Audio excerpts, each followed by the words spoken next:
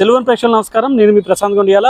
ఇటీవల విశాఖపట్నంలో జనసేన నేత పీతల మూర్తి యాదవ్ గారు చేస్తున్న కొన్ని రకాల ఆరోపణలు రాష్ట్ర వ్యాప్తంగా సంచలనం సృష్టిస్తున్నాయి. ఏదైతే రాష్ట్ర ప్రభుత్వ ప్రధాన కార్యదర్శి జవహర్ రెడ్డి గారు, అదేవిధంగా ఆయన కుమారుడు వీరిద్దరు కూడా పెద్ద ఎత్తున భూదందాకు పాల్పడుతున్నారని, పెద్ద ఎత్తున భూ అక్రమాలు ఉత్తరాంధ్ర కేంద్రంగా చేసుకుని అనేక భూ అక్రమాలకు పాల్పడుతున్నారని మూర్తి యాదవ్ గారు ఆరోపణలు చేస్తున్నారు. అసలు ఈ ఆరోపణలు ఎలాంటి ఆధారాలతో చేస్తున్నారు, ఆయన అనుకున్న మరిన్ని విషయాలు తెలుసుకుని ప్రయత్నించేద్దాం. ప్రస్తుతం మనతో మూర్తి యాదవ్ గారు ఉన్నారు. మూర్తి యాదవ్ గారు, మీరు సిఎస్ జవహర్ రెడ్డి గారి పైన పెద్ద ఎత్తున ఆరోపణలు చేస్తున్నారు, పెద్ద ఎత్తున భూదందా నడుపుతున్నారు ఉత్తరాంధ్రలో సిఎస్తో పాటు వారి కుమారుడు అని చెప్తున్నారు. ఏం ఆధారంలో ఎంత మేర అక్రమాలు జరిగాయని మీరు చెప్తారు? పేద అసైన్డ్ రైతులు ఎవరైతే ఉన్నారో, గత దశాబ్దాల కాలంగా అసైన్డ్ రైతులు దళితుల భూములు కానీ, లేదంటే వెనుకబడిన తరగతుల భూములు కానీ, భూములు లేనటువంటి నిరుపేదలకు అప్పుడు ఇచ్చినటువంటి అసైన్డ్ ల్యాండ్స్ ఏవైతే ఉన్నాయో, గిరిజన భూములు ఏవైతే ఉన్నాయో, అవన్నీ కూడా వాళ్ళ యొక్క జీవనోపాధి కోసం, వ్యవసాయం కోసం వాళ్ళు సాగు చేసుకొని వాళ్ళ కుటుంబాన్ని వాళ్ళు పోషించుకోవటానికి గత ప్రభుత్వాలు ఆ ఉద్దేశంతో ఏదైతే ఇచ్చిందో, అసైన్డ్ చట్టం 1997లో వచ్చినటువంటి చట్టానికి అనుగుణంగా లోబడి ఆ యొక్క అసైన్డ్ చట్టానికి అనుకూలంగా ఇచ్చినటువంటి ఆ పట్టాలని ఇప్పుడు జగన్మోహన్ రెడ్డి ప్రభుత్వం వచ్చినటువంటి దగ్గర నుంచి కూడా ఏదైతే భూములు దోపిడీయే ధ్యేయంగా పెట్టుకున్నటువంటి ఈ యొక్క జగన్మోహన్ రెడ్డి ప్రభుత్వం పూర్తి స్థాయిలో ఇంకా మిగిలిన కొండలు, కోనలు, వాగులు, సముద్ర తీర ప్రాంతాలు మొత్తం సర్వం పంచభూతాలు దోచేసుకొని ఇంకా మిగిలిందల్లా కూడా నా ఎస్సీ, నా బీసీ, నా ఎస్టీ అని చెప్పి ఇది ఒక పేదల ప్రభుత్వం అని చెప్పి పదే పదే చెప్పుకున్నటువంటి జగన్మోహన్ రెడ్డి ఇప్పుడు ఏకంగా ఇంకా 4 నెలలు ఎన్నికలు సమీపిస్తున్నటువంటి తరుణంలో ఆగమేఘాల మీద డిసెంబర్ 19వ తారీఖున జియో నెంబర్ 596 అనేది తీసుకొచ్చి దాని గురించి చట్టాన్ని సవరించి, అంటే సెక్షన్ 35/2023 అని చెప్పి అక్టోబర్ 27ని చట్ట సవరణ చేసి అసైన్డ్ భూముల్ని 20 ఏళ్ళు పైబడిన వాటికి అమ్ముకునేటువంటి హక్కు కల్పిస్తామని చెప్పి ఒక జీవోని తీసుకొచ్చారు. దాని ముందుగానే ప్రభుత్వంలో ఉన్నటువంటి పెద్దలు ఎవరైతే ఇదే చీఫ్ సెక్రటరీ జవహర్ రెడ్డి గారు చీఫ్ సెక్రటరీగా ఉండి ఆయనకి కూడా తెలుసు జీవో వస్తుందని, అలాగే ప్రభుత్వంలో ఉన్నటువంటి వైసీపీ మంత్రులకు కానీ, ఎమ్మెల్యేలకు కానీ, వైసీపీ నాయకులకు కానీ తెలిసినటువంటి తరుణంలో వీళ్ళు ముందస్తుగానే ఒక వ్యూహం పన్ని ఎవరెవరైతే అసైన్డ్ రైతులు ఎక్కడెక్కడ ఏ గ్రామాల్లో ఉన్నారో, ఎక్కడెక్కడైతే విలువైన భూములు ఉన్నాయో, ముఖ్యంగా భోగాపురం ఇక్కడ ఇంటర్నేషనల్ ఎయిర్పోర్ట్ వస్తుందని చెప్పి చుట్టుపక్కల ప్రాంతాలు, అలాగే ఆనందపురం హైవేకి అటు ఇరువైపులా, పద్మనాభం, భీమిలి, అత్యంత అంటే పరిపాలనా రాజధాని ముసుగులు ఇక్కడ రాజధాని వచ్చేస్తుంది అని చెప్పి ఇవాళ కోటాను కోట్ల రూపాయలు విలువ చేసేటువంటి ఎకరం 8 కోట్లు, 10 కోట్లు, 20 కోట్ల రూపాయలు కూడా విలువ చేసేటువంటి భూముల దగ్గర చుట్టుపక్కల పరిసర ప్రాంతాల్లో నామమాత్రపు ధర అంటే ఒక 5 లక్షలు, 10 లక్షలు అమాయక రైతుల్ని వాళ్ళు కొద్దిగా గడుసుతాను ఉంటే ఒక 20 లక్షలు ఇచ్చి వాళ్ళు అగ్రిమెంట్లు చేసుకొని ఇది మీరు అమ్ముకోవడానికి కావద్దు, ప్రభుత్వం లాగేసుకుంటుంది, ఎప్పటికీ ఇలాగా ఉంటారని చెప్పి వాళ్ళు నమ్మబలికి అమాయక ఉత్తరాంధ్ర ప్రజలను వీళ్ళు బుట్టలో వేసుకొని వీళ్ళు నమ్మించి మోసం చేసి అగ్రిమెంట్లు చేసుకొని నామాత్రం డబ్బులు ఇచ్చి వీళ్ళు ఈ జీవో వచ్చిన వెంటనే ఫ్రీ హోల్డ్ సర్టిఫికెట్స్ జారీ చేసి తద్వారా ఫ్రీ హోల్డ్ సర్టిఫికెట్స్ కూడా విఆర్ఓ దగ్గర నుంచి విఆర్ఓ, అలాగే ఎంఆర్ఓ దగ్గర నుంచి ఆర్డీఓ దగ్గర నుంచి జిల్లా కలెక్టర్ ప్రొసీడింగ్స్ ఇచ్చిన వెంటనే రిజిస్ట్రేషన్ కూడా ఆగమేఘాల మీద రేయింబాగల లెవెల్ రిజిస్ట్రేషన్ జరుగుతున్నాయి. పక్క ఎన్నికల కూడా నియమావళి ఉంటుండగా ఇవాళ సిఎస్ జవహర్ రెడ్డి గారు 3 పర్యాయాలు విశాఖ నగరానికి రావాల్సిన అవసరం ఏముంది, భోగాపురం పరిసర ప్రాంతాలు తిరగాల్సిన అవసరం ఏముంది?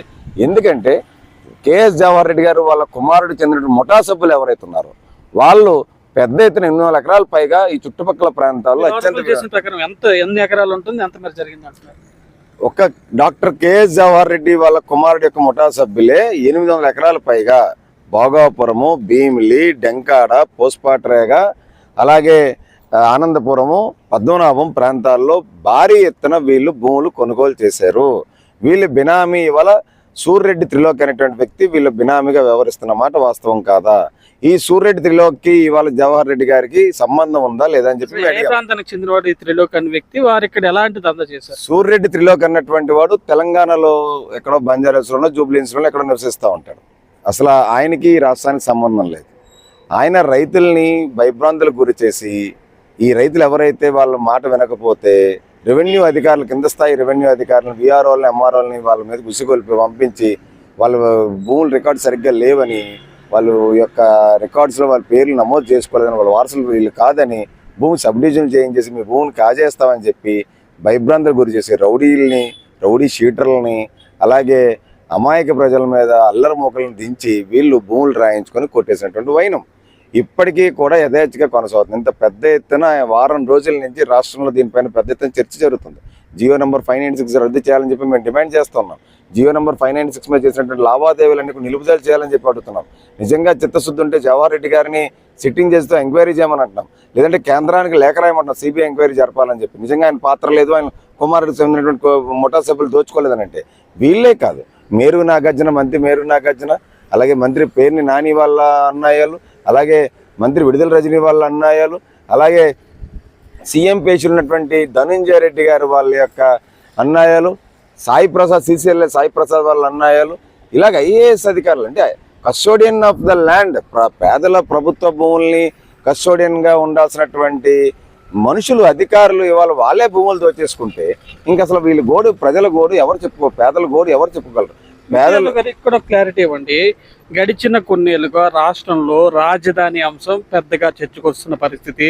అమరావతిలో ల్యాండ్ పూలింగ్ చేశారు, పెద్ద ఎత్తున ఆరోపణలు చేశారని చెప్పి అదే ప్రధాన కారణంగా చేసుకుని రాజధాని వికేంద్రీకరణ అంటూ ఈరోజు ఇన్ని రకాల ఏవో ప్రయత్నాలు చేస్తున్నారు. మీరు చెప్పిన మాటల ప్రకారం చూస్తే రాష్ట్ర ప్రభుత్వ పెద్దలు, మంత్రులు వీరందరూ కూడా విశాఖలో భూ పూలింగ్కి ఏదైతే ఇంత పెద్ద ప్రయత్నాలు చేస్తున్నారని చెప్తున్నారు, ఇది కూడా ఓ తరహా దోచేసే ప్రయత్నమే అనుకుంటారా? మీరేమని భావిస్తారు?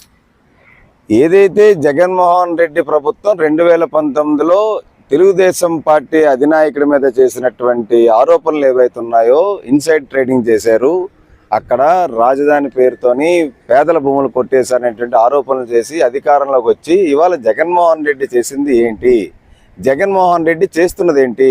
నా ఎస్సీ, నా బీసీ, నా ఎస్టీ, ఇది పేదల ప్రభుత్వం, పేదలకు ఇల్లు కట్టిస్తాం, 2 లక్షల ఇల్లు కట్టిస్తాం, జగనన్న కాలనీలు కడతామని చెప్పి జగనన్న కాలనీల ముసుగులో పూర్తి స్థాయిలో ప్రభుత్వ భూములు, డీపట్టా భూములు, అసైన్ ల్యాండ్స్ ఎక్కడైతే ఉన్నాయో అవన్నీ కూడా వీళ్ళు మొత్తం సర్వే రిపోర్ట్ రప్పించుకున్న తర్వాత ఆ యొక్క రైతుల యొక్క డేటా కలెక్ట్ చేసి సచివాలయ వాలంటీర్ వ్యవస్థ ద్వారా కానీ వీఆర్ఓల ద్వారా కానీ పూర్తి స్థాయిలో ఆ రైతుల దగ్గరికి వెళ్ళి అగ్రిమెంట్లు చేసుకుని వీళ్ళు చేసింది ఇన్సైడ్ ట్రేడింగ్ కాదా? వీళ్ళు చేసింది ఇవాళ పేద అసైన్ ల్యాండ్స్ దోచుకున్న మాట వాస్తవం కాదా? ప్రాసెస్ అంతా జరిగిపోయింది, వాళ్ళ పేరు మీద వెళ్ళిపోయే ల్యాండ్స్ అన్ని కూడా ఫుల్ ఫ్లెడ్జ్గా ఏవైతే ఫ్రీ హోల్డ్ సర్టిఫికేట్స్ జారీ చేశారో ఉత్తరాంధ్రలో ఫ్రీ హోల్డ్ సర్టిఫికేట్ జారీ చేసినటువంటివి 85% పైగా భూములు రిజిస్ట్రేషన్ జరిగిపోయినాయి, ఇప్పటికీ జరుగుతూ ఉన్నాయి, ఈ రోజు కూడా జరుగుతూ ఉన్నాయి. ఆ యొక్క రిజిస్ట్రేషన్లు ఆగమేఘాలం ఎందుకు జరగాలి? జీవో అనే చట్టం అయినా సరే వచ్చే ప్రభుత్వం ఖచ్చితంగా అమలు పరుస్తుంది కదా.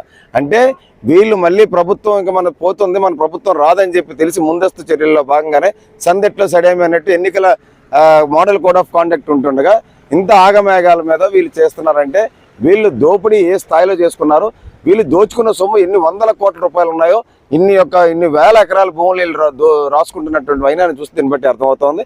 దీనిపైన పూర్తి స్థాయిలో కూటమి ప్రభుత్వం ఏర్పడిపోతోంది.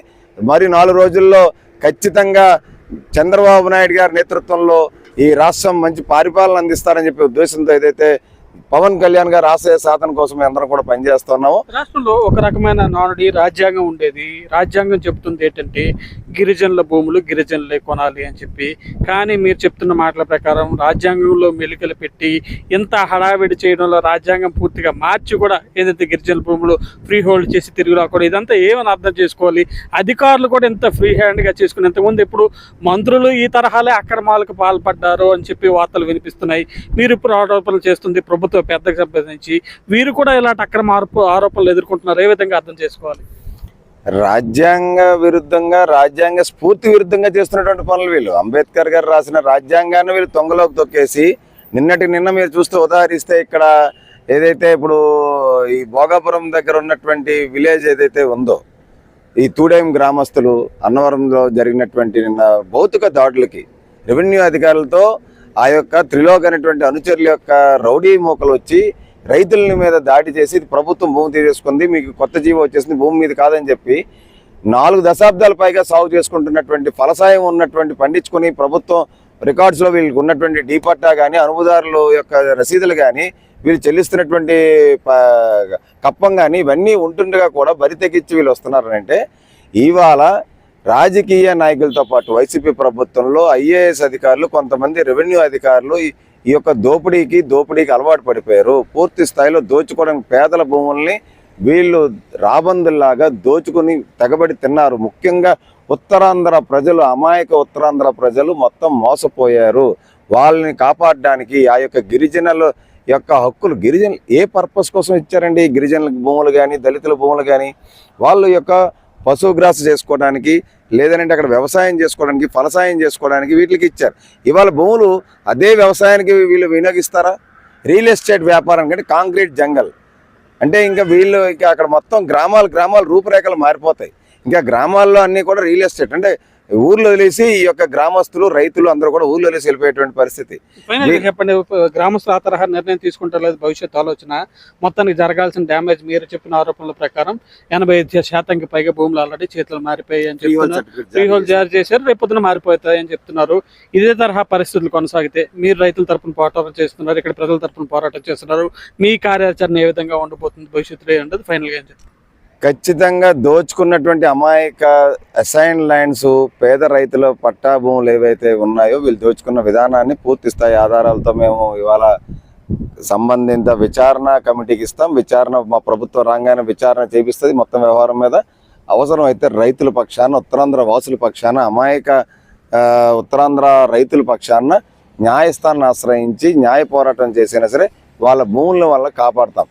ఎవరైనా మీకు భరోసా ఇచ్చారు ఈ తరహా సిచ్యువేషన్ లో? అధికారులు కానీ, మంత్రులు కానీ, అదే సేమ్ టైం ప్రతిపక్షాల్లో పెద్దలు కానీ ఏం భరోసా దీన్ని మేము సాల్వ్ చేస్తామని అధికారులు కానీ ఎప్పుడైనా ఎవరికైనా ఫిర్యాదు చేశారా? వారేమైనా భరోసా ఇచ్చారా? ప్రతిపక్షాల నుంచి ఏమైనా భరోసా? వారం రోజుల నుంచి గడుస్తున్నా ఇవాళ విశాఖ జిల్లా కలెక్టర్ మళ్ళీ నిన్నటి రామవరం ప్రొసీడింగ్స్ మళ్ళీ ఇచ్చారు.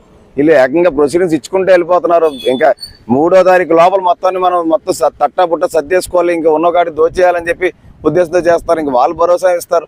వాళ్ళు రైతులకి భరోసా ఇవ్వగా, ఈ రాష్ట్ర ప్రజలకి భరోసా ఇవ్వగా, అధికారులను వైసీపీ నాయకులు ముఖ్యమంత్రి జగన్మోహన్ రెడ్డి నేతృత్వంలో ఈ election model code of conduct ఉంటుండగా కూడా ఇంకా దోపిడీకి వెనక్కి తక్కకుండా వీళ్ళు దోచుకుంటున్నారంటే ఏ స్థాయికి బరితెగించేసి వీళ్ళు ఏ స్థాయికి నీచ స్థితి దిగజారిపోయి దీన్ని బట్టి అర్థమవుతుంది. దోపిడీయే జయంగా వీళ్ళు ఉన్నారు.